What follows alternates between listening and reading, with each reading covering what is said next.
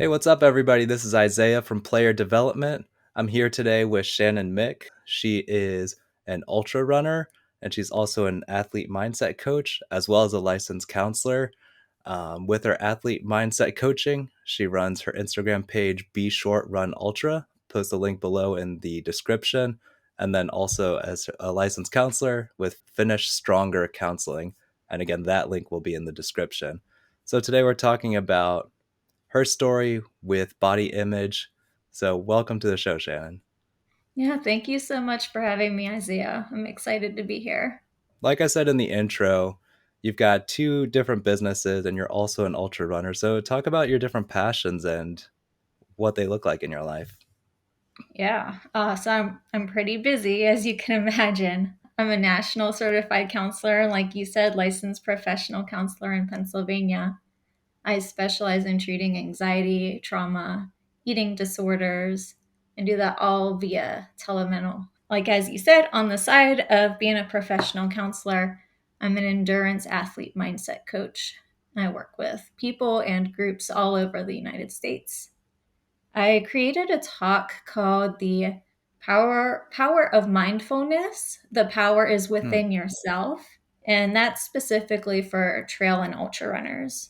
It's actually pretty cool. I lead people through like mindfulness talks, and we practice. We actually practice how to do it, and I lead them through like an actual practice of, say, they're doing a race, and Mm-hmm. I teach them how to apply it to their race.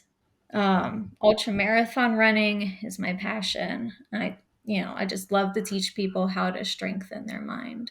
That's really cool. And I was talking with my guest in a previous interview about conditioning, and he said, like, he's a performance coach himself, and he said that it takes a special kind of person to enjoy running because we were talking about conditioning in the context of sports and not just straight running. So a lot of credit to you and the work that you're doing to make yourself and make people better runners through harnessing the power of the mind as well as the body. One thing that I wanted to talk about in this series on especially women's body image is just to give you some space to share your story about body image as an athlete, as a woman, and where that's taken you, how you've worked through some of those issues, and where you're at now with all of that.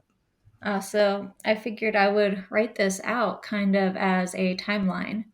Mm-hmm. And body image is like just it's so much a part of being an athlete. So I found that actually writing out my entire story really helpful as it Mm. revolves around body image. So this is my story. During my childhood, I didn't think too much of what my body looked like. I knew that I was short and petite. I was highly active, playing outdoors, trying different sports. I hated soccer and swimming. I was into dance, gymnastics, twirling baton. During my late teenage years and into college, I was more aware of what my body looked like and compared it to others. I was influenced by various media and my peers on how I should look, what I should wear, as I think every teen is. Around 2013, I considered myself a runner, like my husband. He's the person who got me into running. Years later, I got him into ultra running. As my participation for running increased, so did my love for it. I Mm. participated in 5Ks and worked my way up to a marathon. I paid attention to what my body looked like, how I performed at events, and my athletic identity was formed. I wanted to wear things that made me look like a great runner. I always wanted to become faster and look like my idols who were professional runners. I didn't have a coach. I wanted one, but never thought that I could afford one or deserved one because I wasn't a good enough runner. Mm. In 2015, I was in graduate school for counseling and discovered ultramarathons one day, a day that I was feeling pretty low. So after classes, I was at home alone and I happened to turn on the television and there was a documentary on the BadWater 135. My interest was piqued and I felt moved by what I was seeing. Having only ran one road marathon, I switched to trail running, and my goal was to complete the world's toughest foot race, BadWater 135, someday. My whole world changed. My whole lifestyle changed.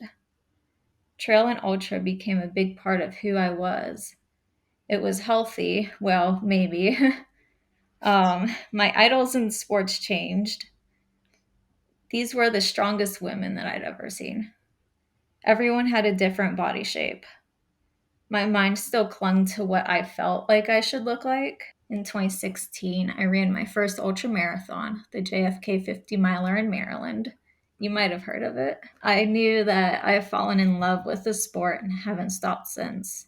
Throughout this journey, I met so many awesome ultra runners who were encouragers and enablers in participating in the crazy sport. I carefully watched friends who were ultra runners to see what they were doing so I could teach myself. I did a ton of research on my own. I wasn't trying to get my body to look a specific way. I wasn't dieting, calorie counting, restricting, or anything. But my mind was thinking distortedly. My mind was thinking that if I kept working as hard as I was, then I'd look like a professional runner, and then I'd become a professional runner. Wow. So subconsciously, I think that this was what was going on. As athletes, Mm. this is something we need to be aware of. Our body image, how media and other athletes influence us, subconscious distorted thoughts, overworking the body, and the comparison game. In 2018, as I was on a short run a few days before another 50 miler, the OSS CIA, a stranger stopped me and he wanted to make small talk. I needed to get away. He was creepy. So I told him that I had to keep running because I had more things to do to prepare for a 50-mile race on Saturday. He responded, glancing up and down my body, "You don't look like you can run 50 miles. Your legs look weak." Mm. I replied, "Well, they're not," and I ran off. On race day during the first hour or two, I was near last place. My pack felt heavy. My legs felt heavy. I was sweating. And what that unkind man said was burning in my mind. My thoughts turned to, "I'm almost in last place. I shouldn't be here. My legs are weak." Once I settled into the race, I began to have fun. Plus, a thunderstorm was rolling in, and it was going to be night in another hour or two. So things were getting exciting.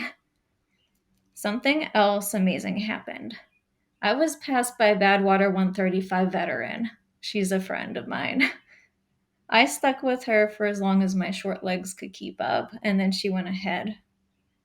Later in the night, after the thunder rolled by, it was still raining. I caught back up with her and we ran some more together.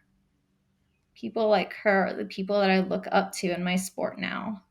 I feel blessed to be a part of this community.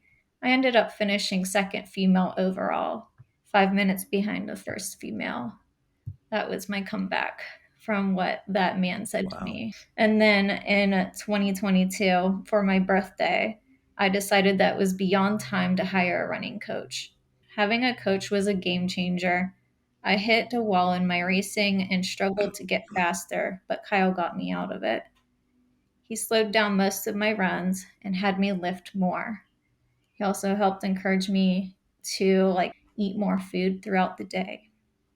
And Mm. just to see, if that gave me more energy when I ran. It wasn't that I wasn't eating enough, but it was one of those things where eating a little bit more gave me that extra energy. My body became very strong, and my recovery time after ultras has improved as well. All is going well working with Kyle, and it really helps with promoting a healthy body image because I know that I'm doing the right things training and nutrition wise. I know after a few years of experience that the body can sometimes change, and that's okay, and I'm happy and healthy. Mm. Another body image story was more recent. I was participating in the Glacier Ridge Trail 50 miler. I was pushing myself harder, than I ever have in any ultra. I PR'd my 50K time around mile 32. I was in an aid station and I became targeted by an unusual volunteer. I was in a negative headspace because I pushed myself hard and I was beginning to think about my daughter at the finish line. The lady volunteering was strutting around the aid station, barking orders and not really helping anyone. But I think that she thought that she was helping. She noticed my weakness and approached me. She gaslighted me and said things about my body in a harsh tone.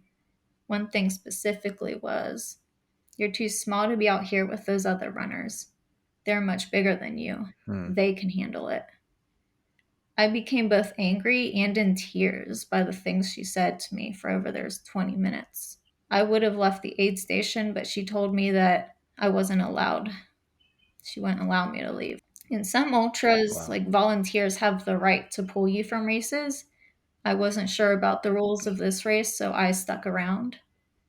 She had a retired medic take my vitals. I was normal, but I still wasn't allowed to return to the race. She then kept egging me on to drop. "Just say that you want to be done. I see it in your eyes." I continued to resist. We argued. I cried more, but was getting fed up with my PR long gone. I said to her, Hmm. "I don't want to quit. I've never quit. But if you're not going to let me go back out there, then you better pull me." Oh, well, then she says to me, "Okay, I'll radio the race director and tell him that I'm pulling you." And I heard my friend, the race director, over the radio. She told him my bib number, but not my name. And she just said she's dropping from the race. That was that. She returned to me and she said, "I told him that I pulled you from the race." I was really angry at the deception. My friend approached me later, apologizing profusely about what had happened. We discussed the deception and what happened. The lady volunteer had no authority to pull me from the race. I should have never been Hmm. pulled from the race. I should have just been given food and water and kicked back out onto the course. Long story short, I received a free race entry into the 2022 race and became stronger over the next year working with my coach. The Hmm. 2022 race was back in May. The mean volunteer wasn't there, and I had my comeback. I was third female overall. We all have our own body image stories. We need to make sure that we're keeping Hmm. them healthy. We need to be aware. We need to guard them. Other people are going to tear us down for one reason or another. It's difficult being an athlete, but it's something that we love so much. Yeah, it's just such an incredibly important topic. And, as I tell my story, I also recognize that for some people listening, their stories might even be deeper than mine. For both women and men, if you're really struggling with things like body image or low self esteem, negative thoughts, you got to do something about it right away. Don't let it get Hmm. worse.